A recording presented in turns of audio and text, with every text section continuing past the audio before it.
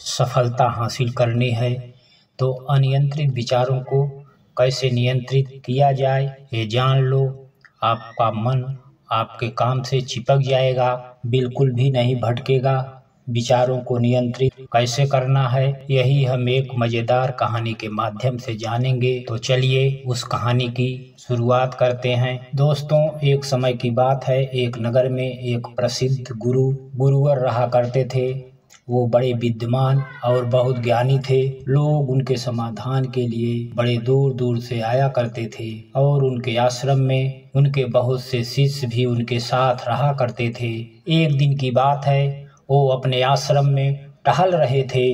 तभी उन्होंने देखा कि उनका एक शिष्य संस्कृत के कुछ पन्नों को इधर उधर पलट रहा है और दूसरे पन्ने पर उतारने का प्रयास कर रहा था और बार बार गलती होने के कारण उसे वही काम दोबारा से करना पड़ रहा था। कई बार प्रयास करने के बाद आखिरकार वह थक गया और हार मान लिया। तभी उनकी नज़र उन गुरुवर पर पड़ी। जब उस शिष्य ने गुरुवर को देखा तो उन्हें प्रणाम किया। वह अपनी समस्या बताते हुए गुरुवर से कहता है, हे गुरुवर, मैं करीब 2 घंटों से नए पन्ने पर उतारने की कोशिश कर रहा हूँ और बार बार न जाने क्यों मुझसे गलती हो जा रही है। न जाने क्यों बार बार मेरा मन भटक जा रहा है। मैं हर बार अपने मन को शांत करने की कोशिश कर रहा हूँ और बार बार मुझसे कोई न कोई गलती हो ही जा रही है और इसी कारण बार बार मुझे यही काम एक नए सिरे से करना पड़ रहा है। आखिर ऐसा क्यों हो रहा है?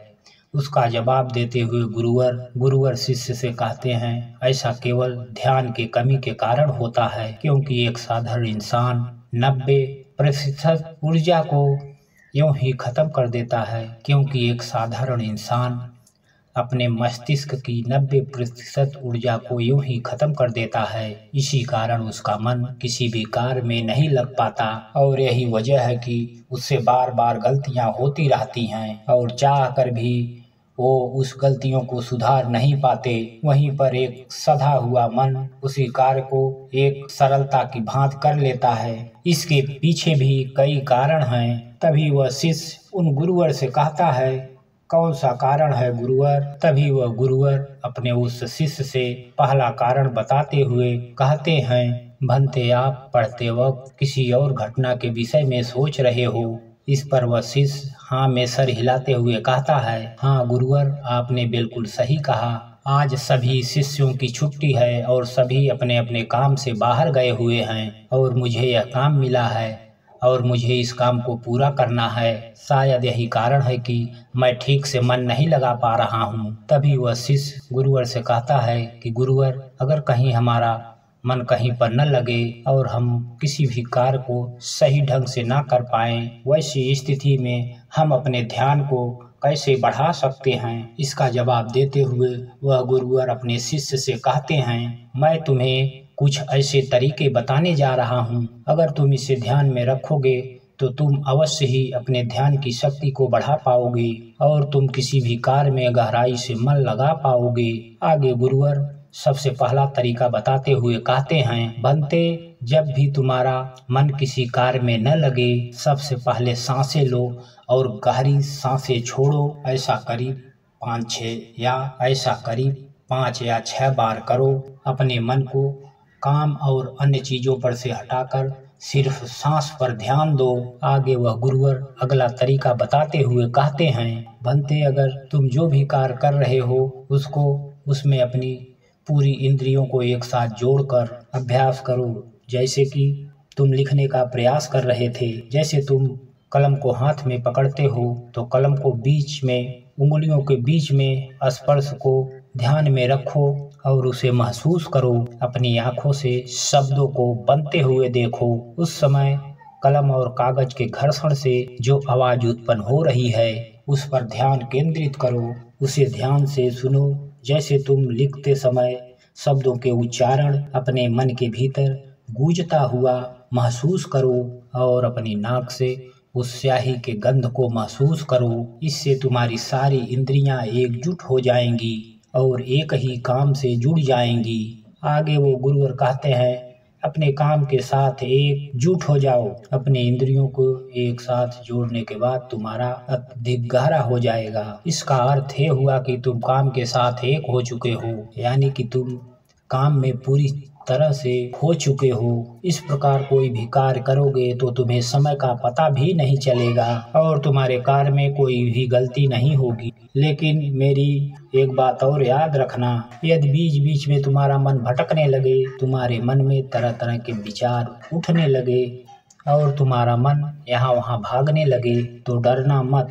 तुम दोबारा से निश्चय करना और दोबारा से ध्यान लगाने की कोशिश करना।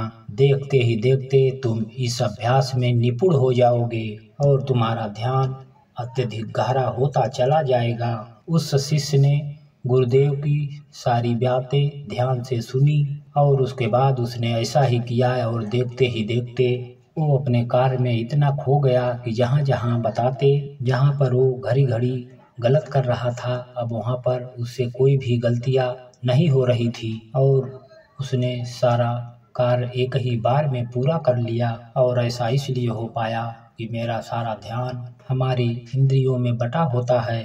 इसलिए हमें अपने इंद्रियों को एक ही कार्य पे लगाना बहुत आवश्यक है, क्योंकि अगर हमारा ध्यान इन इंद्रियों में बटा रहेगा तो हमारा मन भटकता रहेगा। जहाँ जहाँ हमारी इंद्रियां भागेगी वहाँ वहाँ हमारा मन भी भागेगा। अगर वहीं पर आपने अगर अपनी सारी इंद्रियों को एक साथ में एक ही कार्य पर लगा दिया तो और आपका मन भटकना बंद हो जाएगा और आप अत्यधिक गहरे ध्यान में पहुंच जाएंगे। किंतु एक साधारण मनुष्य बहुत समय तक ये साध नहीं सकता, लेकिन इस प्रकार बार बार और निरंतर अभ्यास करने वह ये साधना सीख जाता है और उसका अभ्यास भी गहरा होने लगता है और उस कार्य में आपको रुचि भी आने लगती है। और जब आप उस कार्य में पूरी तरह से खो जाते हैं तो आपको समय का भी पता नहीं लगता, आपका कार्य अच्छी तरह से और सफलतापूर्वक भी हो जाता है। गुरुदेव अपने शिष्य को ये सारी बातें बताकर ध्यान में लीन हो गए। तभी वहाँ पर एक युवक आया और उस युवक ने गुरुदेव को प्रणाम किया। तभी वह गुरुदेव ने आंखें खोली और उस आदमी ने गुरुदेव से कहता है, हे गुरुदेव, मैं बहुत दूर से आया हूँ। मैंने आपके बारे में तरह तरह की बातें सुनी है।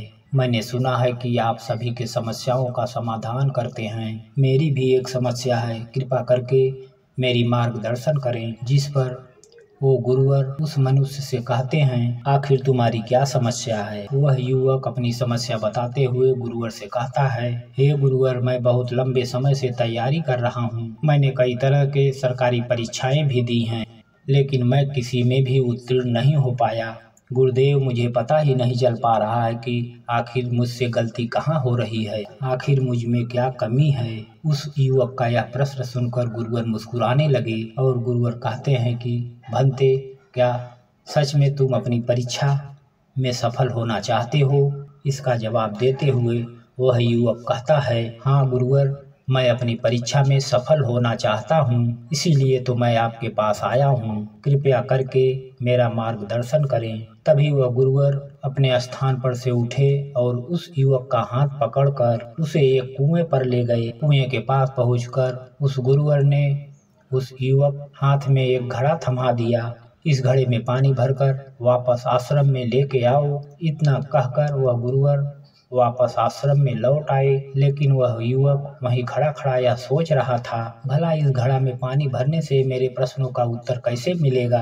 आखिर मुझे कैसे पता चलेगा कि मैं परीक्षा में पास कैसे हो सकता हूँ? लेकिन उस युवक के पास और कोई विकल्प भी नहीं था। इसलिए जैसा उसे उस गुरुवर ने कहा था कि कुएं से पानी खींचना और मटके में भरकर वापस आश्रम में ले आना, लेकिन इस मटके में तो कई बारीक छेद हैं और धीरे धीरे सब पानी बाहर गिर रहा है।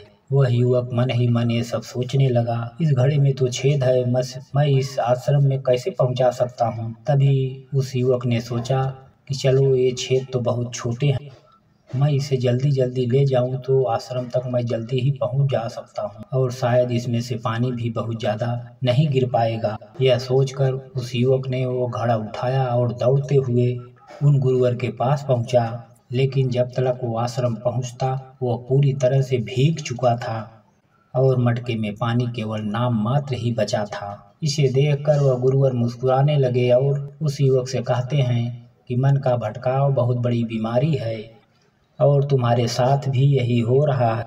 तुम्हारे मन में भी विभिन्न प्रकार के विचार हैं, अर्थात तुम एक समय में कई विचार सोच रहे हो जिस परिणाम तुम्हारी लगातार ऊर्जा व्यर्थ हो रही है और इसीलिए मेहनत करते हुए भी तुम कोई परिणाम हासिल नहीं कर पा रहे हो। जैसा कि उस मटके में कई बारीक छेद थे और लेकिन तुमने सोचा कि उसको तुम जल्दी जल्दी लेकर आश्रम पहुंच जाओगे और तुमने देखा कि वह मटके का सारा पानी धीरे धीरे करके पूरा मटके से नीचे गिर गया और अंत में इस मटके में केवल नाम मात्र पानी ही रह गया। इसलिए अपने मन को भटकने से रोको। ध्यान लगाए बिना कोई भी कार्य पूरा नहीं किया जा सकता। इस पर कुछ लोग जरूर कहेंगे कि कुछ काम शारीरिक शक्ति से होते हैं, लेकिन याद रखिए शरीर भी मन के आदेश पे ही कार्य करता है। इसलिए सारे कार्य मानसिक शक्ति के द्वारा ही हो पाते हैं। यदि कोई लकड़हारा लकड़ी काटते समय ध्यान न रखे तो वह भी एक जगह पर कुल्हाड़ी नहीं चला सकता। हो सकता है कि वह खुद को चोट भी पहुंचा ले।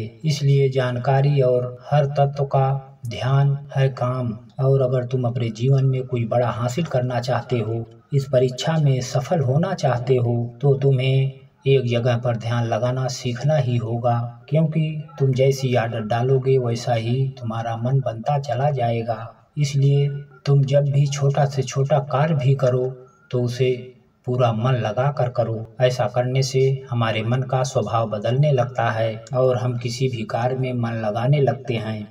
और एक बार तुमने इसमें निपुणता हासिल कर ली तो तुम्हें सफलता अवश्य मिलेगी। तभी वह युवक उस गुरुवर से कहता है, गुरुवर, जब भी मैं पढ़ने बैठता हूँ मेरे मन में तरह तरह के विचार आने लगते हैं और मैं मन के उस विचारों में फंसता चला जाता हूँ। मैं चाहकर भी अपने मन को रोक नहीं पाता। इन स्थिति में मैं मन के उन विचारों को कैसे छोड़ सकता हूँ। इस पर गुरुदेव मुस्कुराते हुए युवक के हाथ में एक गिलास ला कर देते हैं और उस गिलास में नींबू पानी भर देते हैं और उस युवक से कहते हैं, ये गिलास जो तुम्हारे हाथ में है इसमें से एक बूंद पानी भी नीचे नहीं गिरना चाहिए, इसे पकड़ कर रखो। इस पर वह युवक कहता है, लेकिन कब तक गुरुदेव? तब वह गुरुदेव उसे कहते हैं कि जब तक मैं गिलास नीचे रखने के लिए न कहूँ। उस युवक ने उस गुरुदेव की बात मान ली और तत्परता के साथ गिलास लेकर वो खड़ा हो गया। आखिर उन्हें भी तो अपनी योग्यता उस गुरुवर के सामने प्रदर्शित करनी थी। शुरू में सब कुछ ठीक, लेकिन कुछ समय के बाद उसके मन में तरह तरह के विचार उठने लगे। वह यह सब सोचने लगा कि आखिर ये सब करने से भला क्या होगा। उसने कहा, मैं चाहे कितना भी कोशिश कर लूं, लेकिन मेरा मन मेरे बस में नहीं आने वाला है। मैं उस पर नियंत्रण नहीं रख सकता और मैं कभी भी नहीं बदल पाऊँ। यह सोचकर वो लड़का मन ही मन अपना धीरज खोने लगा।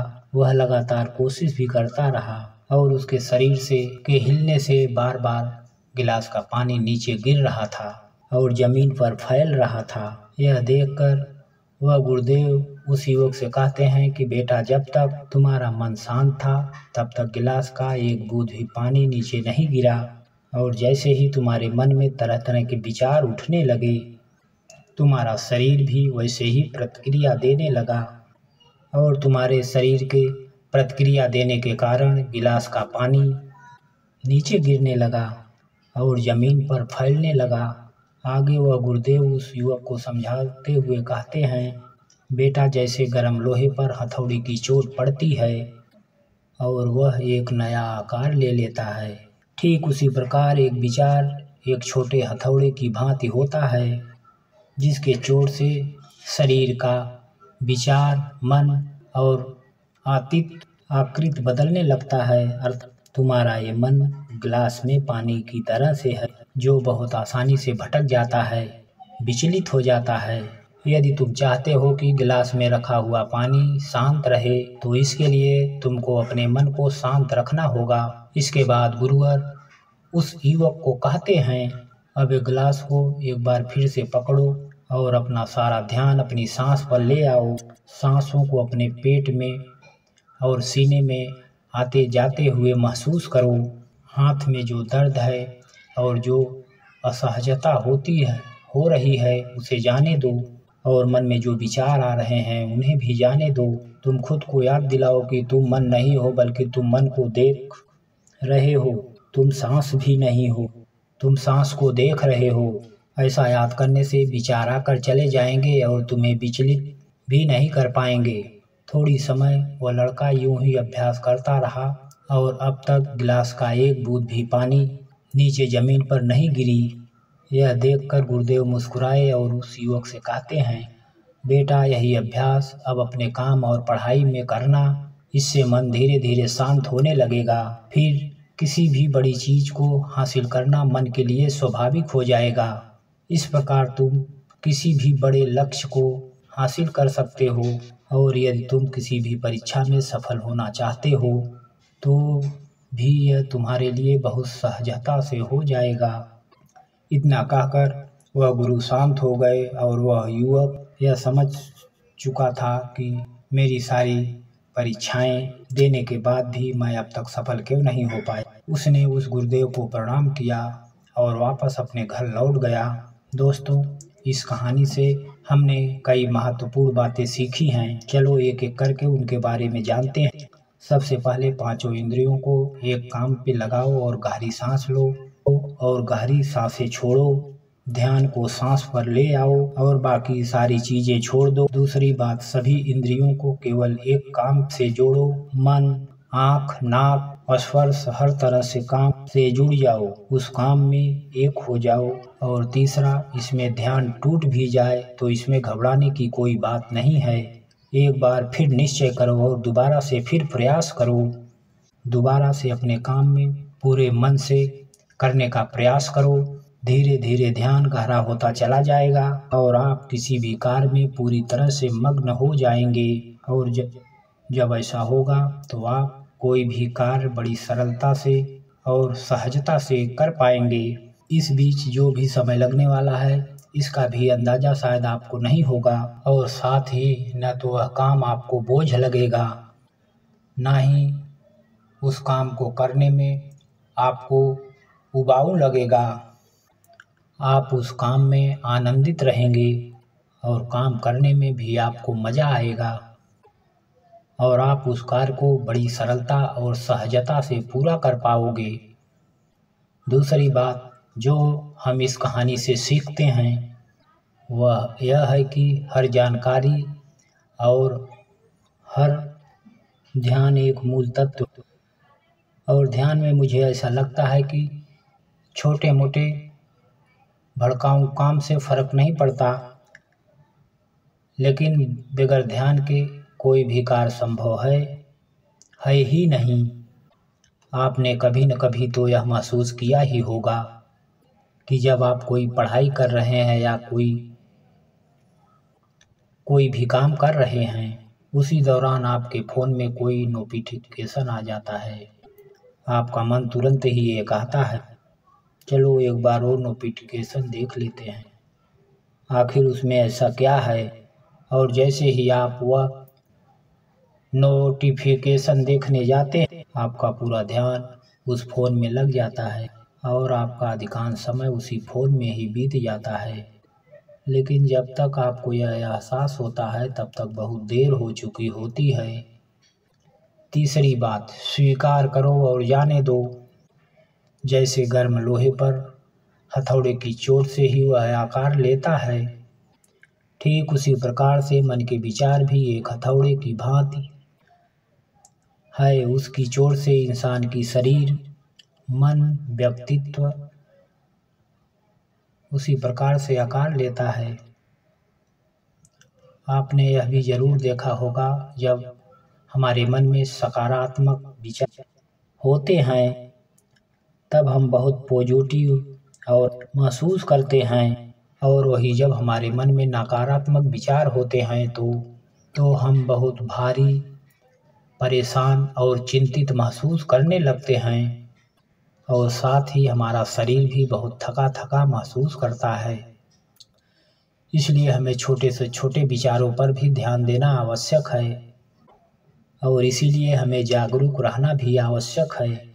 इसीलिए अनचाहे विचारों को अपने मन में न आने देना, उन्हें जाने दो, बल्कि अपने सांसों पर ध्यान रखो।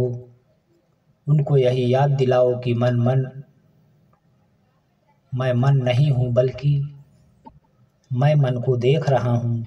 मैं सांस भी नहीं हूँ, मैं तो सांसों को देख रहा हूँ। जो भी विचार आए उसे स्वीकार करो। ऐसा करने से मन अनचाहे विचार से मुक्त हो जाएगा और आप एक पानी की तरह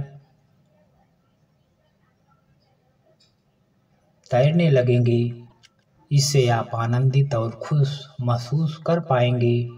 आपका शरीर हमेशा तंदुरुस्त और स्फूर्ति महसूस करेगी और ना ही आपका मस्तिष्क किसी प्रकार का तनाव और चिंता में डूब पाएगा। इस प्रकार आप सही निर्णय भी ले पाएंगे और आपका ध्यान भी गहरा होता चला जाएगा। देखते ही देखते आप हर काम में मन भी लगा पाएंगे और हर काम में आप सफलता हासिल भी कर पाएंगे। जैसा आप चाहेंगे वैसा भी कर पाएंगे। दोस्तों, आपने आज इस वीडियो से क्या सीखा, आप मुझे कमेंट में बता सकते हैं। तो दोस्तों, आज के लिए बस इतना ही। मिलते हैं अगले वीडियो में। आप सभी लोग हमारे चैनल को लाइक और सब्सक्राइब जरूर कर लें। आप सभी लोगों का सपोर्ट ही हमारे मनोबल को बढ़ाता है। जय हिंद, वंदे मातरम।